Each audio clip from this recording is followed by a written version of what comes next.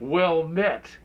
30 years ago, the valiant PC gaming knights did do battle with the fell Korax, and they defeated his evil and smote him from the land of Kronos.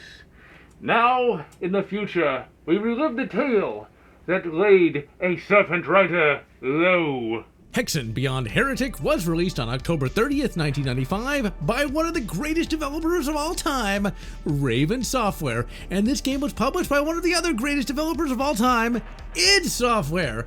id also published the preceding game Heretic as well, and that's appropriate because both Heretic and Hexen use the original Doom engine, and holy crap do we have a lot of epicness on offer. By 95, Raven Software had pushed that Doom engine to its bloody limits. I was first introduced to Hexen by my grandfather shortly after its initial release, and I still remember that awesome day when he brought home Hexen on CD-ROM.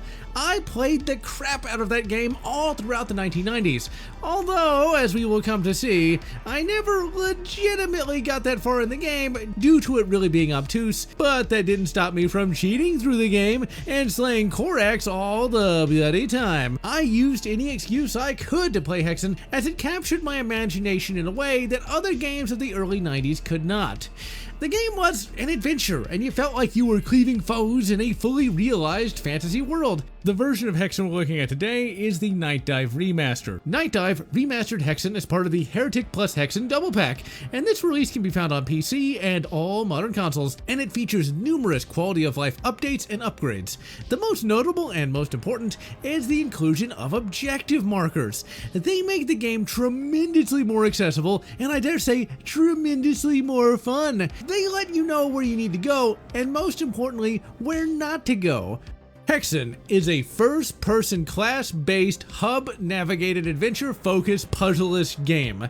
This game has some amazing first-person combat with great enemies and fun-to-use weapons, but the focus of the game is navigating the levels and finding switches along with plot coupons. At every hub, you will have a certain amount of puzzle to solve. This is not a puzzle you figure out, instead you have to pull switches that say X amount of puzzle has been solved. The levels feature lots and lots of bullshit, and you have to go through this bullshit in order to progress throughout the game. You will primarily be running up to every wall and pulling every switch to try and figure out how to open some bloody door.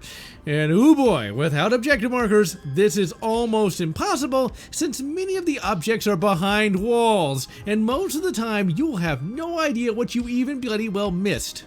Most of the hubs are pretty fair, but man, the last key and last puzzle pull is usually put in the most bullshit of place. There are a few leaps of faith that are found throughout the game that no one of reasonable and sound mind could even consider figuring out. At least without the injection of Mountain Dew and Cheetos, cause look at that. Where do I go?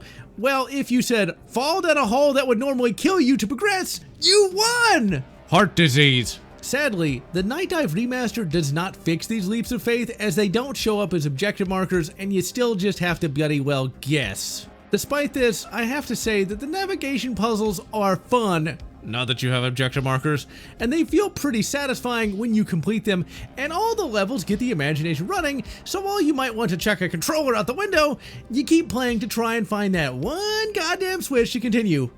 Thanks unto Paladine, the combat is not an afterthought, cause you really need to work out some frustration. Raven gives us 3 character classes that are straight out of D&D. Really, this entire game is a D&D game just without the name D&D, as just about every aspect of this game has been inspired by that property. The 3 character classes are the Venerable Fighter, which is a D&D staple, and the guy here is modeled after classic heavy metal album art. Clerics are another D&D staple and are very useful when creating a party. Finally, we got the Mage. In Hexen, we have a mage that is inspired by a character found in the D&D setting called Dragonlance. In that setting, there is a character named Riesling Majer. He was originally just some artwork that looked cool, but the writers Tracy Hickman and Margaret Weiss were running a D&D game with the Dragonlance module, and a dude they invited played Riesling and gave him a cool personality. This personality would later be seen in the novel trilogy called Dragonlance Chronicles. Riesling Majer, during the time of the Chronicles, Knuckles was a mage of the red robes of neutrality, and I bet the guy who made this sprite was a fan of that character. Thanks to the Night Dive remaster, you can swap out characters at each hub, and I can safely say that the cleric is still the shittiest of the lot. A much better character is Baratus, the fighter. He is 6'6", 300 pounds of half-naked killing machine. He starts off with the Fists of Fury and can beat the shit out of weak enemies with them. Then you got Timon's Axe, my favorite weapon in the game. Me and Gramps would make not one, but two replicas of Timon's Axe, and we painted it green and blue to match the mana colors that appear in the game. It's an axe that has this awesome electro-magical attack. Then we got the Hammer of Retribution, a big screw-off hammer that shoots out little hammers. Finally, you can collect 3 pieces of the Quintus, a big screw-off broadsword that shoots out green plasma. Baratus has the most health and the highest speed of the classes, and was my favorite class as a child, and still my second favorite today. He can tank damage and dish it out, but his ranged attacks leave something to be desired. In addition, he can still use the axe and hammer without mana. Parises, the cleric, is what the kids today call mid. He has mid health, mid speed, and most importantly, mid attacks. And thus, we have absolutely no reason to play as him. He starts out with a mace that does piss poor damage. The remaster gives him a shield that allows you to do a combo where you block an attack and one hit kill a weak enemy with a follow-up. He gets the Serpent Staff, which does piss poor damage, but can drain health from enemies. But when you do this, he usually loses more health than he gains. Then you got the Spicy Chicken Wings. They have decent damage, but look cooler than they really are. Finally, you can collect all the pieces of the Wraith Verge. While it sounds cool and looks epic, it doesn't do that much damage. What it does is it shoots out ghosts that will shred enemies, but sometimes the ghosts can attack you, so pfft. Now, my dude Dodalon the Mage truly is the greatest character of all time. Like Raceland from Dragonlance, he is physically weak and slow, but man, that magic makes up for all his weak-ass upper body strength. You start out with the Sapphire Wand, aka the 22LR Magic Wand. It lets you blast a bunch of enemies from a distance, and it's great pretty much all throughout the game. Then you got the Frost Shards. You can freeze enemies and use them as cover. This gets kind of annoying, because sometimes you gotta switch to your Sapphire Wand to blast them out of the way. Then you got the Arc of Death, an epic lightning attack. And yes, as a kid, I went around the house doing those bloody hand motions. For this character class, you can collect all the pieces of the Blood Scourge. That is sadly the weakest of all the super weapons. The Blood Scourge is hard to aim, and sometimes your shots will miss even if you're right in front of the bloody enemy, and this happens even in the Night Dive remaster. In Hexen, like with Heretic, you can get a whole bunch of items. You got the Quartz Flask, which heals you, the Discs of Chaos, which pushes enemies away, the Malotar was a boss in Heretic, and now he works for you, and can be used against enemies. Be careful, as he don't give a shit if you are in his Arc of Fire. You got the Dragon Scale Bracers that raise your armor class from pants, and then you got the Icon of the Defender, which is a temporary invincibility power-up that can reflect attacks back at your enemies. All the items in this game are useful in some way and help even up the odds. The game features a couple bosses. They are fun to fight, but just a little too easy. For the first time ever on the Doom engine, we got the ability to look up and down and jump. Back in the old days, you jumped with the J key, and that's every bit as cumbersome as it sounds.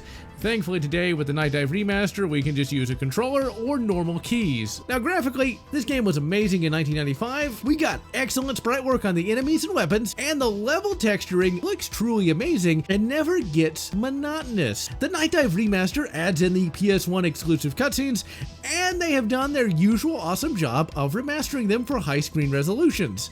Sound is pretty awesome. All the background noises are scary and memorable. Music for the game is kick-ass. Andrew Halsholt has outdone himself yet again, and this has gotta be one of the great 90s OSTs. I played this game all throughout just listening to the music, and I never got tired of it and put on a podcast or something like that. The tale of the mighty heroes of Kronos is one that spans dimensions and has them face odds most terrible. Hexen starts off awesome and just gets better from there. On the original PC release, when you started the game from DOS, a cool skeleton loading screen popped up, complete with awesome bone sounds. Originally, the story was found entirely in the manual, and there was like an entire novella of text. However, in the game itself, there was no introductory cutscene. The first bit of story you get at all is when you hit the first hub and the main villain Korak shows up to trash talk you. The only other story in the game would be text screens and still art found at the end of each hub. The PlayStation 1, however, had the best story presentation by far, as it had fully animated cutscenes that actually told a story. And thanks to Night Dive, we got them in this remaster, and thus Heretic plus Hexen is the definitive Hexen experience. The story for Hexen takes place in a D&D styled universe with multiple realms and planets. In the multiverse, there are 3 elemental evils named the Serpent Riders, and their goal is to conquer all. And they get their powers from the Chaos Orbs. These Chaos Orbs were inspired by the Dragon Orbs seen in Dragonlance. All the cutscenes will show them, and they have some nice transitions with them as well. Hexen takes place after Heretic. In that game, you played as the elf warrior Corvus, and using your massive arsenal of epic weapons, you took down Disparal, the weakest of the Serpent Riders. Disparal's more powerful brother, Korax, has set his sights on the world of Kronos. In the cutscene, the world is called Hexen, and I get they didn't want to confuse little Timmy with all that nerd shit. The world of Kronos is a dystopian hellscape. On Kronos, the populace is ruled by a trifecta of evil. The Legion, led by Zedek. The Church, led by Traductus. And finally, the Arcanum, led by Minilakir. This unholy trinity is in an uneasy alliance with each other. Korax tempts them with even more power. They sell their souls to him, and they give him rulership over all of Kronos. 3 heroes from each faction throw off the shackles of their oppression and team up to overthrow the evil of Korax. We have Baratus, the fighter, former member of the Legion, Parias, the base guarder, the cleric of the church, and finally, Dodalon, the goat. All 3 jump into a portal and are hopelessly lost, at least in the original PC release, and this was due to the lack of co-op, but canonically all 3 fought Korax, and in this release you can play the game co-op, so it works. The enemies you fight are the corrupted remnants of the population of Kronos. The base enemy is the Etten, aka the dummy 2 heads. They are mutated members of the Legion. Another common enemy is the Dark Bishop, corrupted members of the Church. Alright people, we got a huge adventure ahead of us, so let's roll! The game begins proper in a little level called the Winnowing Hall. That name is totally undeserved, because this is a nice, easy, straightforward level with no annoying pieces to it at all. What comes next? Not so much. When you warp to a new level, you go through a portal, and these originally were loading screens, and when you jumped into one, you'd get a little text box that would say, Ethereal Travel, and that was a little detail I always loved. Now your first hub for the game, now that's your true winnowing hall. What this hub is called is the 7 goddamn bloody portals. Korax pops up and says, Greetings mortal, are you ready to die? Yeah, of boredom! There are 7 portals, and you gotta backtrack through all the bloody things, pulling multiple switches and finding multiple keys.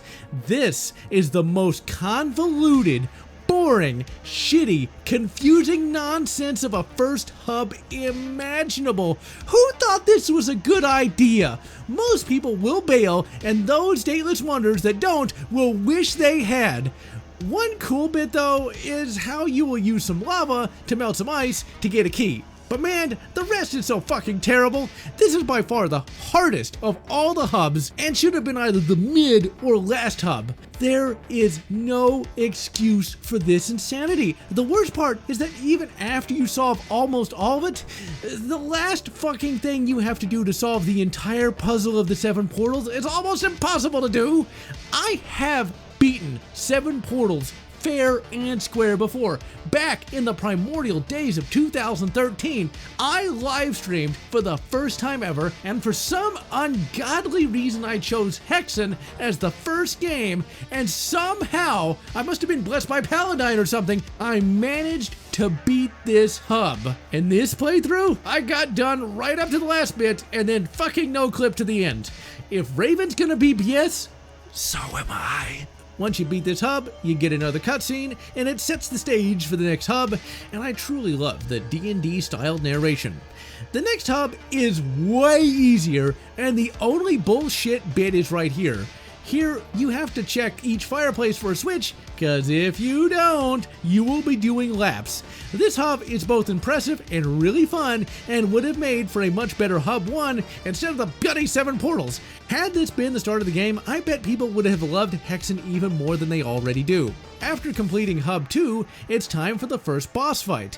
You blow through some monster rooms, and then face a death wyvern. Man, that's D&D. Grab the Wings of Wrath flight power-up and get to chopping. Next hub is also really fun and only has 2 BS bits. One is here, where if you didn't have the epic objective markers, you would be doing laps. Since the needed pot tchotchke is behind a wall. I will admit though, the wall is at least different from the other walls, but damn, those bloody objective markers are a Paladine sin. The next piece of BS doesn't even show up on your map. All you see is this giant chasm. Well, if you jump down others, you go squish. Here, if you take the leap of faith, you find that there is a hidden bridge. And no other goddamn chasm works like this. So say it with me now. Oh, bullshit. All of it. Final boss for this hub is the Neckbeard, aka the Heretic. He's been collecting magic cards for 35 years and has been eating Cheetos for 40, and the mixture of processed cheese and 8 gallons of Red Bull has made him powerful. Watch out for his magic shield and then take him down. We get a cool action cutscene where Dodalon takes down an Etten. Yeah, it's 90 CG, but I love the cheesiness. I love that back in the 90s, we had the imagination to make the world of Chronos a chaotic hellscape. As you play throughout the game, the cutscenes present to the player a world where everything has been corrupted by the might of Korax. The next hub has a lot of bullshit. Most of this hub is great though. The first part has you collect some gears for a clock. There's another part where you collect some books that spell Korax. But then, the only way to progress is to take another leap of faith. The map shows where you need to go, but to get there, you have to drop down a hole, and there is no way to know that this is the hole you need to drop down. When you fall in the game, your dude goes, oh, and then squish. Pretty much every drop ends in a squish. But oh no, not this one. There is no way anyone back in the 90s figured this out.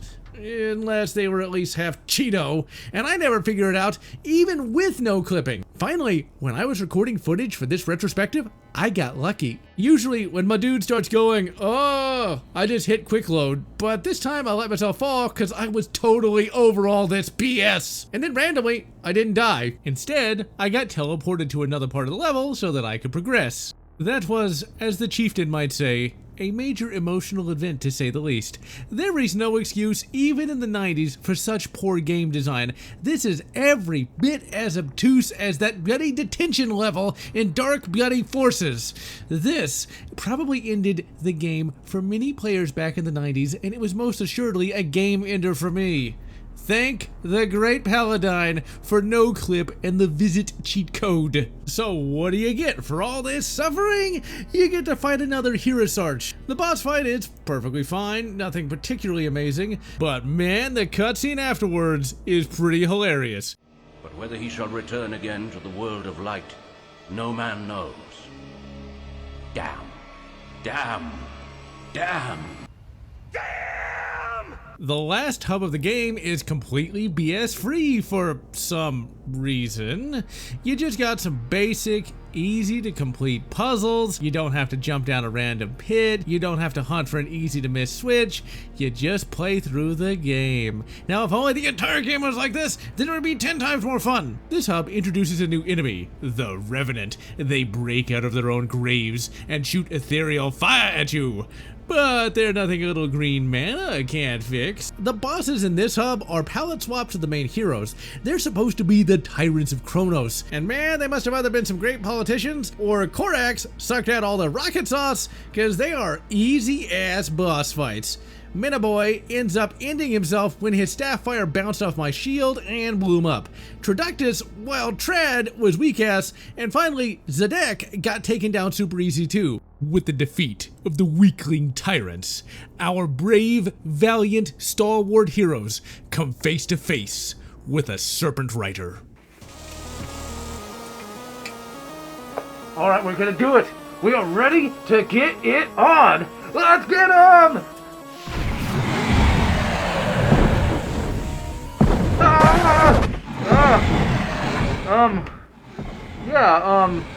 Hey, Cleric, you know, look, I know we've been kind of hard on you because, like, some of your weapons aren't that great, but hey, you know what, dude, this is it, we're putting you in, I know you got it, I gotta go, but you get him.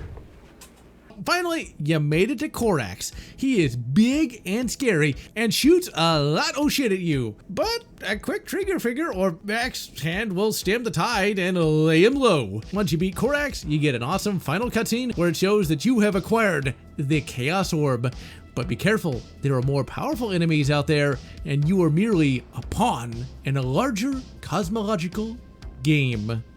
The end. I first reviewed Hexen way back in the misty days of 2012, and back then I gave it pretty high praise, despite the fact that when I recorded footage for that review, I had not fully completed Hexen without cheating. After beating the game fair and square for this retrospective, I still gotta say that Hexen is a truly good game and one of the best of the early 90s and a turning point in gaming complexity.